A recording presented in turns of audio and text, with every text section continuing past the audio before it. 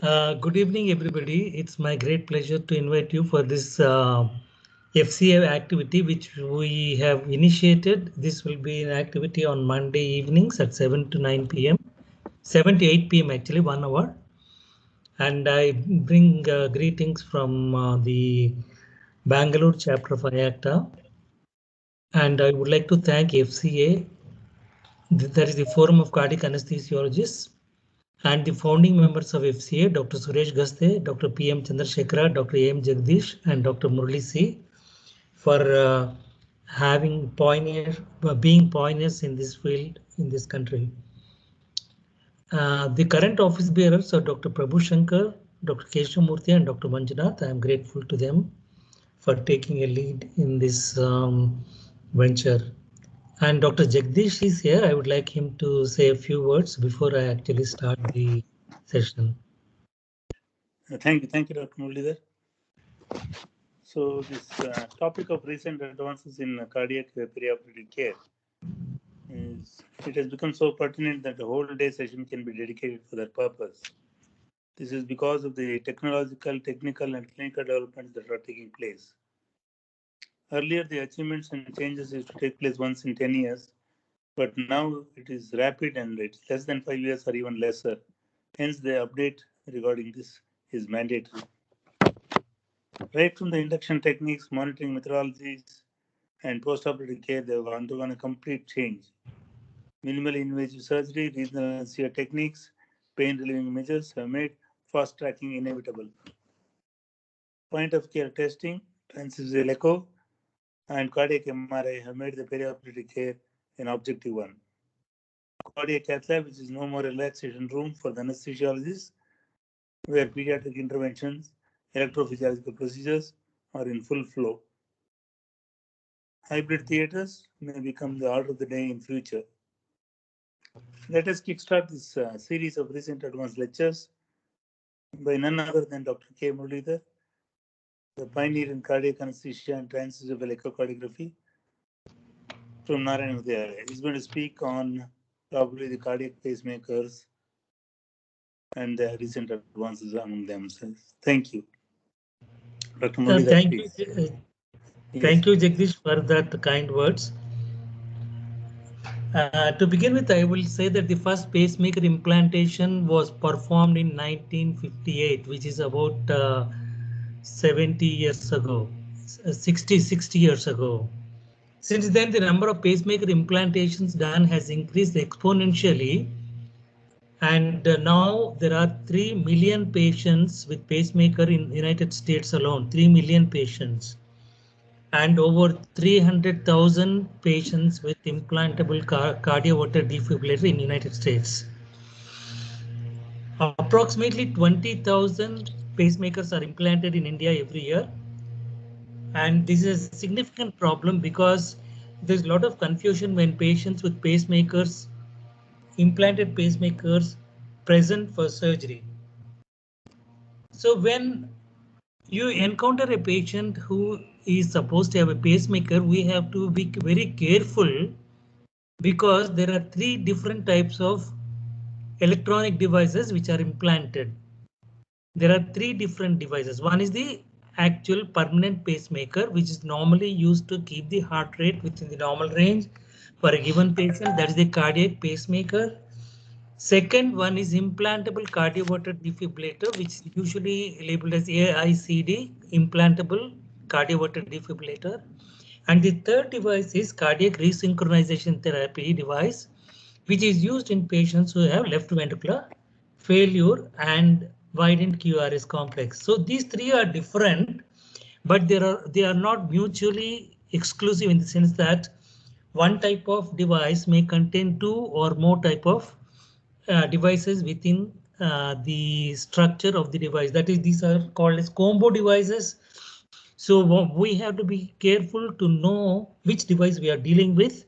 Today's topic deals with cardiac pacemaker, but in colloquially, when the patient says that is a pacemaker is there, we should be careful to know what type of pacemaker. Is it the ordinary permanent pacemaker, which keeps the heart rate up, or is it a defibrillator which gives a shock if there's a tachyarrhythmia, or is it a cardiac resynchronization therapy device which only synchronize the left ventricle and right ventricular contractility and also the left ventricular lateral wall and septal wall contraction and hence improve the cardiac output. This is not typically cardiac resynchronization therapy is not a pacemaker, but the cardioverter defibrillator and a pacemaker may be incorporated in a cardiac resynchronization therapy devices.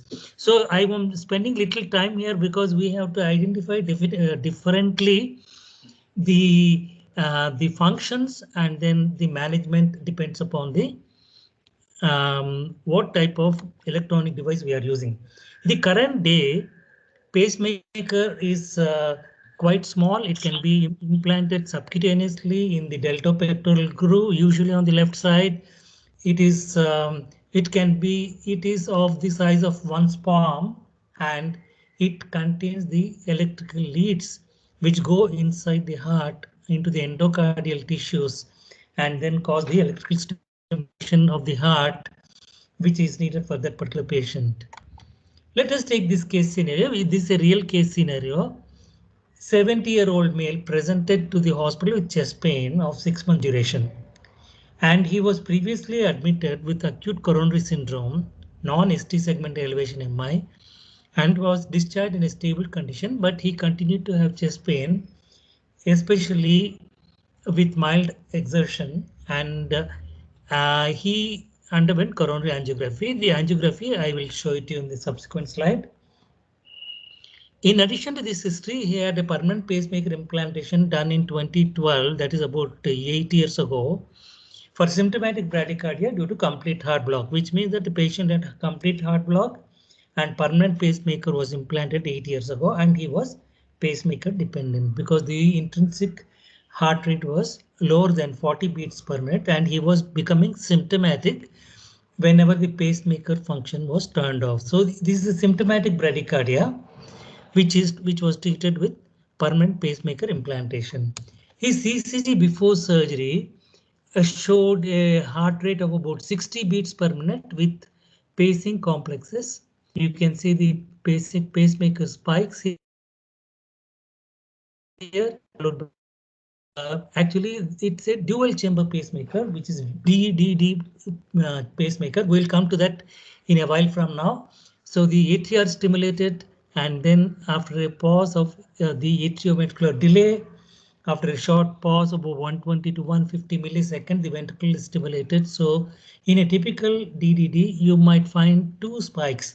This patient, before surgery, just before the induction of anesthesia, it was reprogrammed to a asynchronous mode with a higher heart rate of about 80. This is the ECG obtained at that time.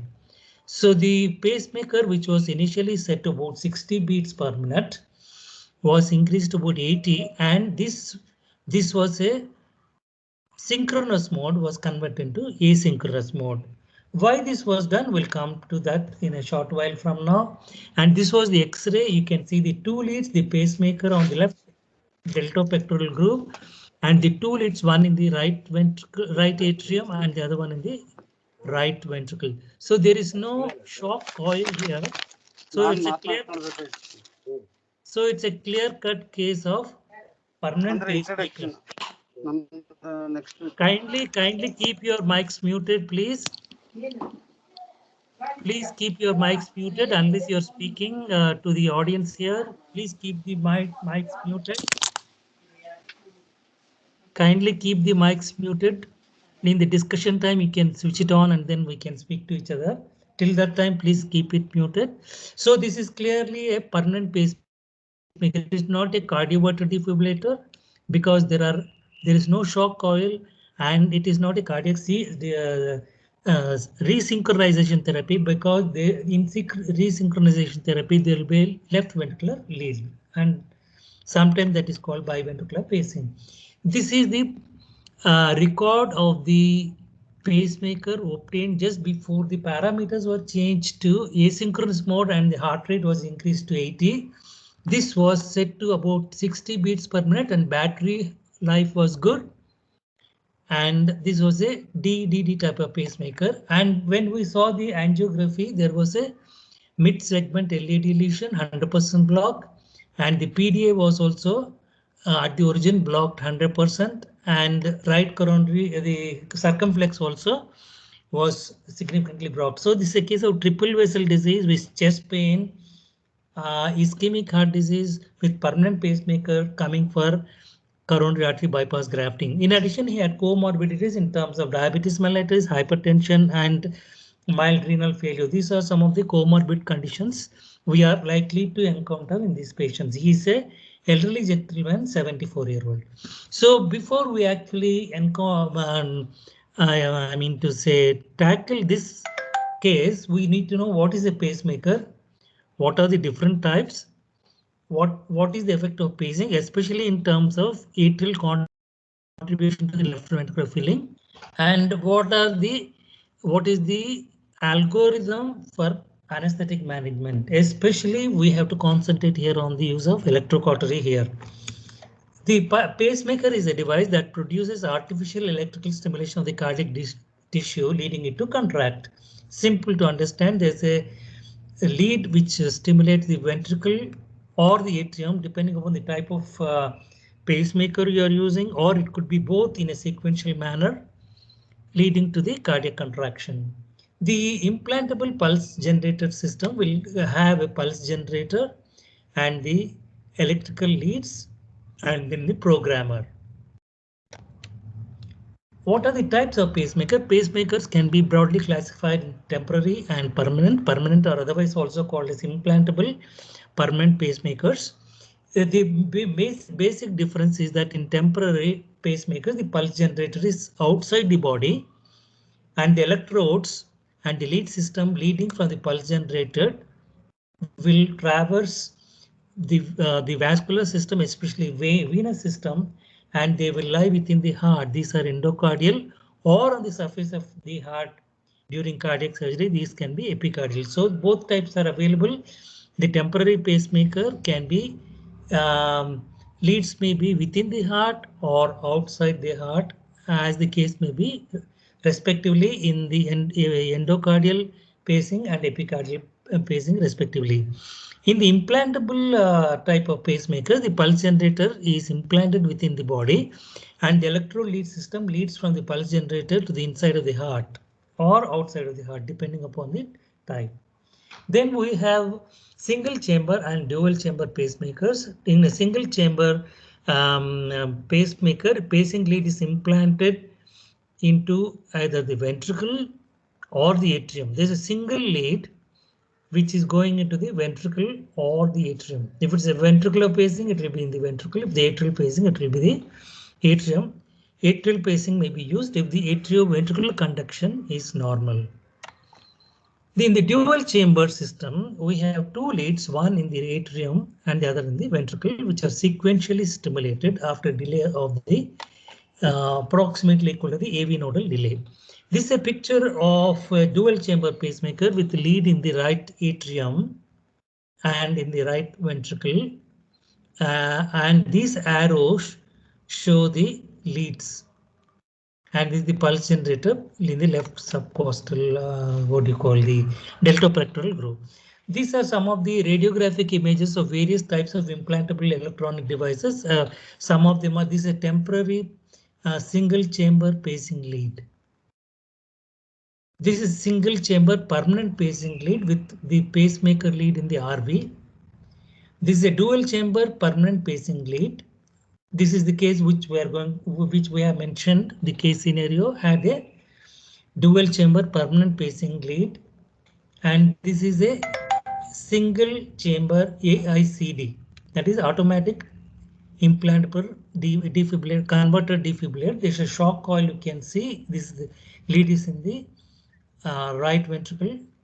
Then the next one is AICD dual chamber, and next one is the cardiac resynchronization therapy, where you can see the pacing leads in the left ventricle through the coronary, which has been passed through the coronary sinus. These are some of the various types of electronic devices which are associated with rhythm management.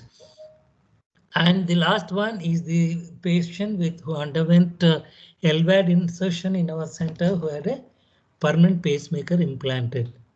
And with technological advances, as Dr. Jagdish pointed out, with technological advances, we have implantable subcutaneous defibrillators without intracardiac lead. This is a leadless system. Please note that these are also coming into picture where there are no leads which are going into the heart. The heart is stimulated from outside. This is passed retrosternally, provide the electrical current needed for the stimulation of the heart. What are the indications for pacemakers? And the ICDs, that is implantable cardioverter defibrillators. The pacemaker indications are represented onto the left side of this slide. Basically, the pacemaker, permanent pacemaker is indicated if there is symptomatic sinus node disease, that is bradycardia with signs and symptoms, or in patients who have atrioventricular node disease, for example, high degree AV block. The implantable cardioverter defibrillator basically indicated for patients who have ventricular fibrillation or ventricular tachycardia from a non-reversible cause. And they also can be they are also indicated prophylactically in patients with ischemic cardiomyopathy with LVF of less than 35% with history of non-sustainable VT inducible at the electrophysiological study. The other indications are mentioned here, but suffice to say that for pacemaker, it is the sinus node dysfunction or the AV node disease. Other indications are long QT syndrome, hypertrophy of obstructive cardiomyopathy, dilated cardiomyopathy, etc. For implantable cardioverter defibrillator, it is the ventricular fibrillation or ventricular tachycardia, which is a non-reversible cause. And also prophylactically in ischemic cardiomyopathy, if the LVEF is less than 35%. As I already said, the cardiac resynchronization this therapy is needed for patients who have wide QRS complex. Please note that the cardiac resynchronization therapy is needed for patients who have LVF less than 35%, and they have poor ventricles with wide QRS complex. Then they may qualify for the insertion of a cardiac resynchronization therapy. We have a 5-letter code which has been proposed by the North American Society of Pacing and Electrophysiology and also by the British Pacing and Electrophysiological Group. They have labeled the type of pacemaker using the codes. These codes are it's a 5-letter code. First letter in the code indicates the chamber which is paced. Second letter indicates chamber which is sensed. Third indicates the type of response. Fourth letter represents programmability. Fifth letter indicates anti-tachycardia functions. So amongst these, A represents atrium, V represents ventricle, D represents dual. In the response, I represents inhibited, T represents triggered. So A for atrium, V for ventricle, D for dual, I for inhibited, T for triggered mode of response. In the cardioverter defibrillator, there's a 4-letter code. The first letter indicates the shock chamber. Second letter indicates the anti-tachycardia pacing chamber. Third letter indicates tachycardia detection, that is electrocardiogram or hemodynamic. And the fourth letter indicates anti-bradycardia pacing chamber. The pacemakers can also be classified into fixed. The modes of pacemaker can be divided into fixed mode, which is also called as asynchronous mode, and the demand modes.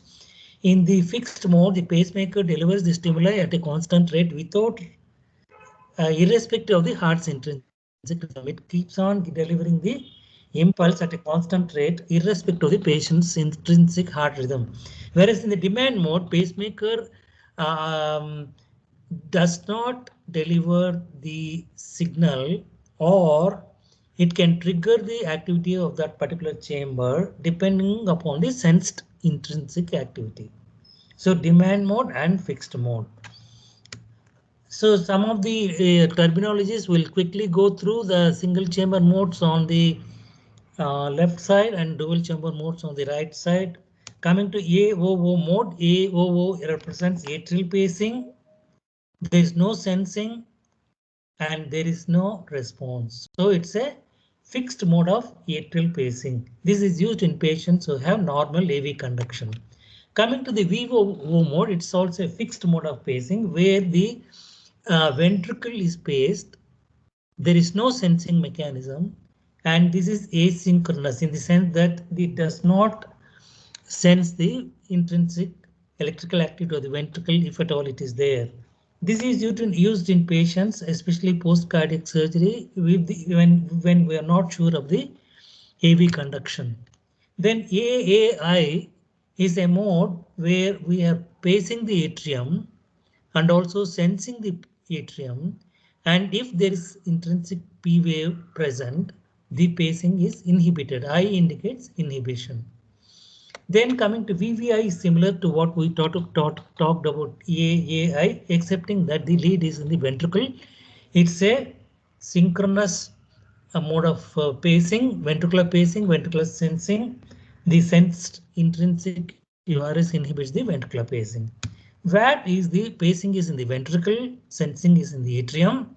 Intrinsic P wave triggers the ventricular pacing.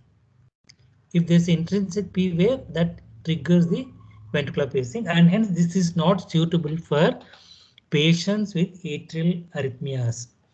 The thing is, if the patient is having atrial arrhythmias, for example, atrial fibrillation or any other atrial arrhythmia, because it is triggered, any atrial activity will trigger the ventricular contraction.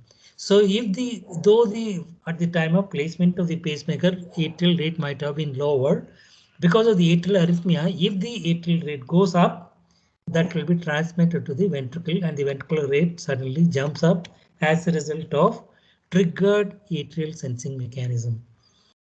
VDD is a pacing in the ventricle. The sensing is both in the atrium and ventricle. Kindly switch off the mic. Please switch off the mic. Whoever is keeping the mic on must be switched off. My dear attendees, please switch off the mic. You can switch it on when the discussion time. So this is VDD mode, and what this is the DOO mode. This is a asynchronous pacing.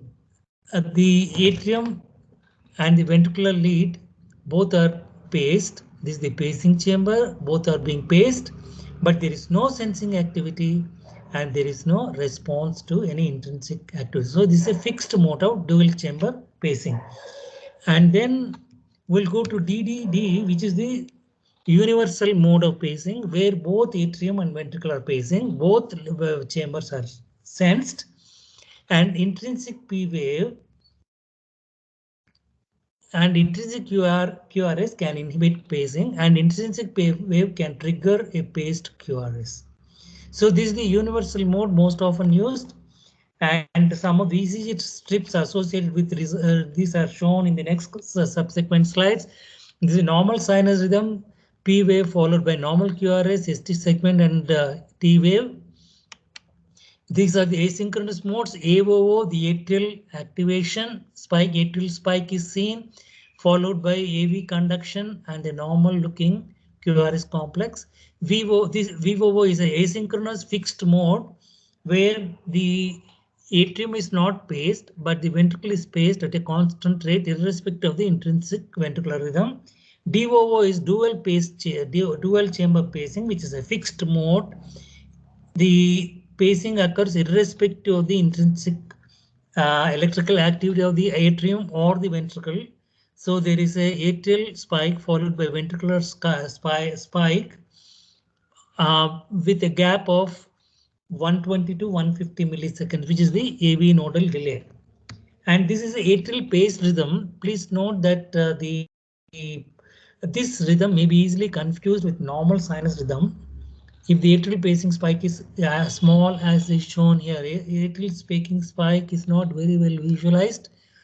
So this may be mistaken for normal sinus rhythm, and it may be also confusing when the patient's heart rate is higher than the set rate, pacemaker set rate, and the sinus conduction is happening, it will look like normal, and it may be actually normal, but in patients who have atrial paced rhythm, again it may look normal. So we have to look at multiple leads and then decide whether it's a normal sinus rhythm or paced atrial rhythm.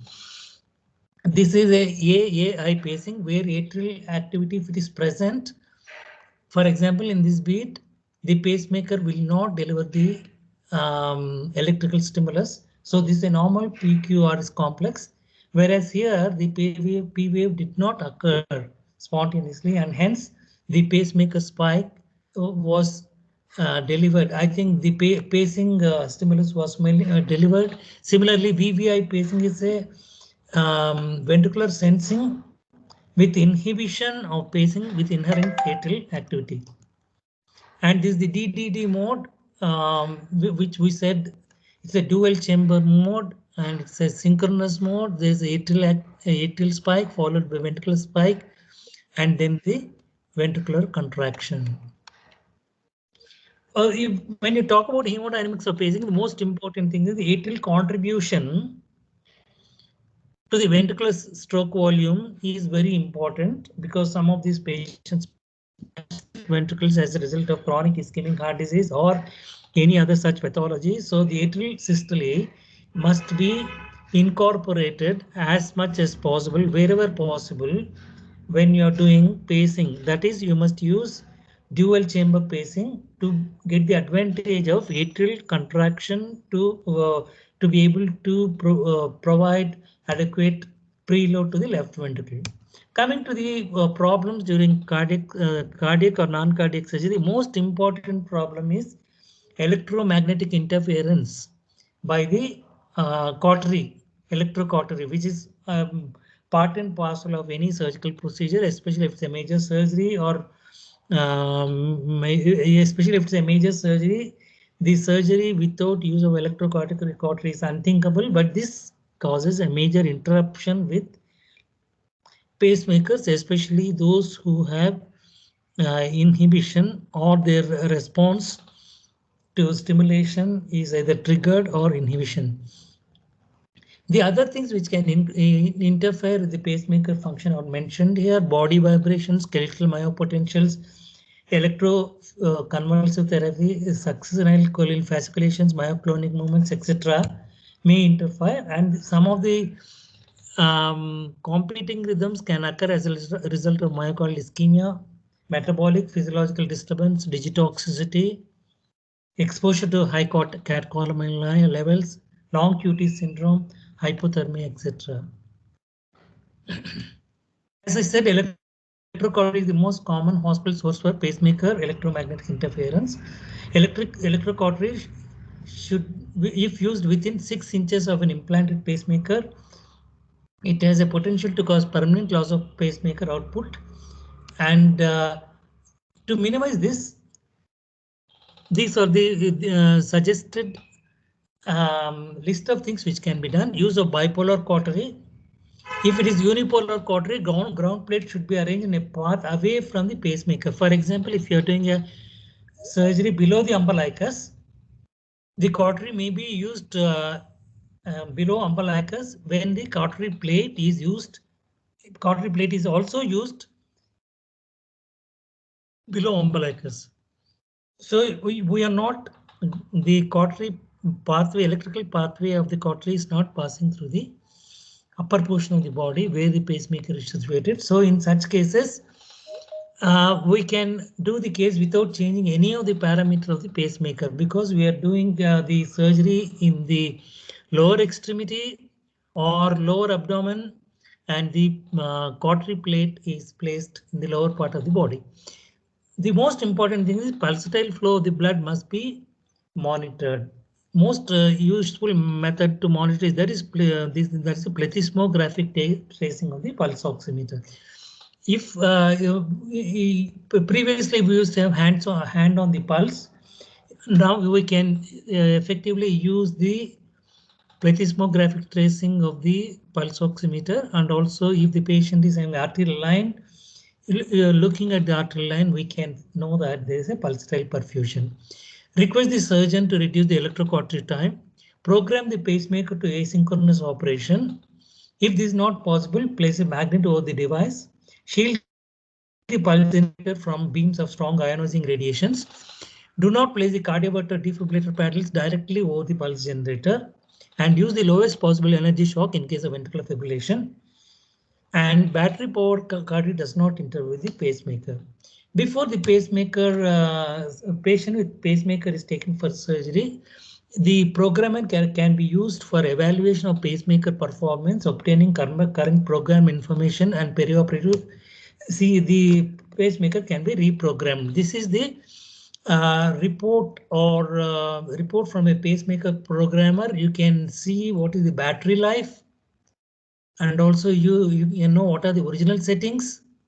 What was the settings at in this case it's a DDD pacemaker with 60 beats per minute, and what were the history in terms of episodes of SVT or VT, and some other information which are mentioned here, current heart rate, etc., can all be derived from this. And if you have a information before 3 months of elective surgery, that should suffice. And because we know that the battery life will be at least 3 to 6 months once it is checked and found to be suitable. In special procedures, magnetic resonance imaging was considered to be absolutely contraindicated. But nowadays we have MRI compatible pacemakers and what are called as MR conditional pacemakers that have been tested and approved for use with magnetic resonance imaging. But if you're not sure whether this is compatible with magnetic resonance imaging, or if you're not sure, it's better to go for an alternative method of imaging and abandon MR imaging. This is just radiograph of a patient who had the cardioverter defibrillator with shock coil is seen here, and there's a lead in the left ventricle which has been passed through the coronary sinus. And if you look carefully into the ECG, you can also make the know the manufacturer, especially in emergency when you are not able to know what sort of pacemaker is there. If you make out the company's name, you can quickly contact the company guy and ask him to be around if it's a major surgery, especially if in an emergency situation. Coming to preoperative evaluation, complete history is mandatory. Physical examination is absolutely necessary. Functional status, associated diseases, current medication, compliance with therapy, ECG rhythm strip, X-ray, especially if cardiac disease is associated in addition to the cause for pacemaker. And in AICDs, certainly because patient might have had cardiac pathology and chronic cardiac resynchronization therapy. Again, you need ECG to know the cardiac size, and the program can be the pacemaker can be reprogrammed to asynchronous mode if you are doing a supraumbilical surgery and it is a major surgery, and the anti-tachycardia function must be suspended and rate responsiveness must be disabled. Intraoperatively, ECG monitoring is absolutely mandatory. Electrical activity converted into mechanical systole is again absolutely necessary. We should not be in a situation like pulseless electrical activity where their ECG is showing ECG spikes and some activity, but there is no contraction. This should not occur. So you must have a mechanism to monitor the mechanical systole of the heart, either by using plethysmographic tracing of the pulse oximeter or the artery line, or at least hand on the pulse. And because of the ISA minimum monitoring standards say that pulse oximeter is mandatory, there is no question of not using a pulse oximetry. Pulse oximetry must be used with a plethysmographic tracing exhibited on the screen. The pacing rate may be slightly increased to meet increased demands associated with intraoperative and perioperative period. Use of pulmonary artery catheter, calculation of cardiac index, etc. may be needed in patients with LV dysfunction and those who are undergoing major surgery. There is no specific anesthetic technique which is needed, which is recommended, but agents like suxamethonium and etomidated may be avoided to prevent myoclonic seizures and fasciculations respectively, or the other way around, I need to say. Coming to the last part of my talk, it's the algorithm for management of patients with pacemakers. We have summarized this. The preoperative evaluation includes the functional status, comorbid states, and is the patient pacemaker dependent? If the patient is pacemaker dependent undergoing major surgery, these following things must be considered: asynchronous pacing mode, pacing rate changed by about 10 to 15%, rate enhancement is disabled, increase the pacing output, inhibit anti-tachycardia therapies, and you use the usual precautions of electrocautery, minimizing the time, and use bipolar cautery as far as possible, if it is possible. And as I said, first consideration in elective case, we are talking about elective case, is it above umbilicus? Then if it is above umbilicus, if it is below umbilicus, nothing need be done. You might keep a magnet handy, but it's not needed. You just ensure that the cautery placed also placed below umbilicus. This is below umbilicus, and this is above umbilicus. So the pacemaker patient is pacemaker dependent. You have to reprogram the pulse generator to asynchronous mode, and if it is ICD, again deactivate the ICD, reprogram, and if the patient is pacemaker dependent, reprogram to asynchronous mode. In emergency surgery, mostly we need to resort to magnet or the generator if the patient is pacemaker dependent. Coming to intraoperative management, we already have gone through this. I think we have already gone. Request the surgeon to reduce the electrocautery time. If he's your friend, you please tell him to use the electrocautery time for less than 10 seconds at any given point of time. And post-operatively continue monitoring. And after 48 to 72 hours, restore the previous settings as appropriate and go back to the synchronous mode so that the original settings can be attained. With this, I would like to conclude my talk by saying that this presence of pacemaker is an important consideration for anesthesiologists when we put them to sleep. Either it's regional technique, central neuroaxial block, or general anesthesia, we must know the working, few details of the working of the pulse oximeter, pacemaker. And what I wanted to emphasize 2 or 3 points is that when they say it's pacemaker, it may be cardiac resynchronization therapy. Please just take care of this point. Ask for details from the patients, especially the patient's records, and ask for the company support.